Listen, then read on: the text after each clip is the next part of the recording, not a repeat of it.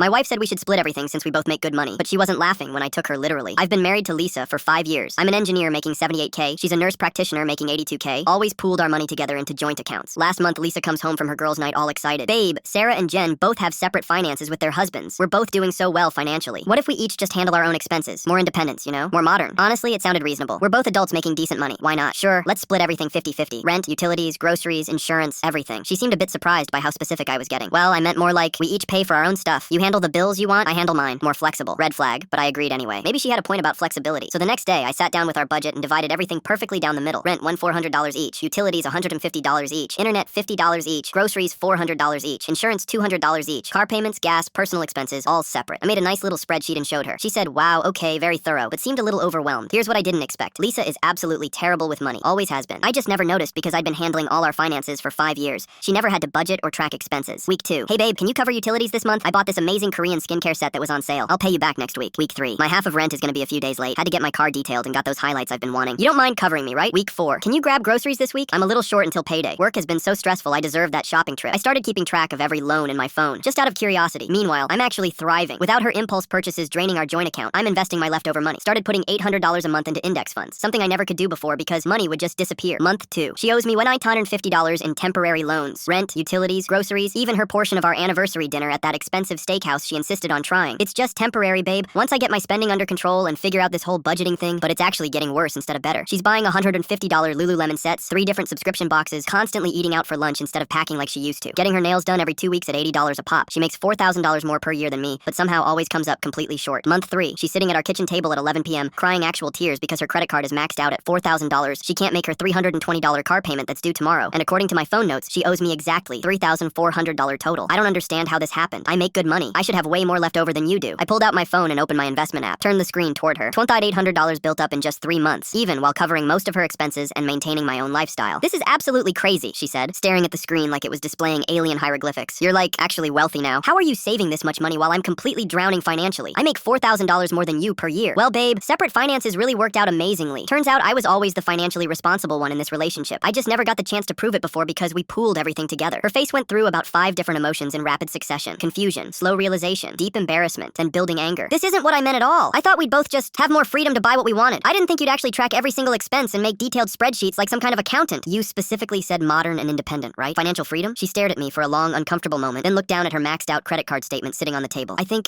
I made a huge mistake here. I'm not good at this money stuff. I never was good at it. You always made budgeting and saving look so effortless and easy. So what do you want to do about it? Can we please go back to the old way? I clearly can't handle being financially independent. Turns out financial independence only works when you're actually financially responsible. Who knew?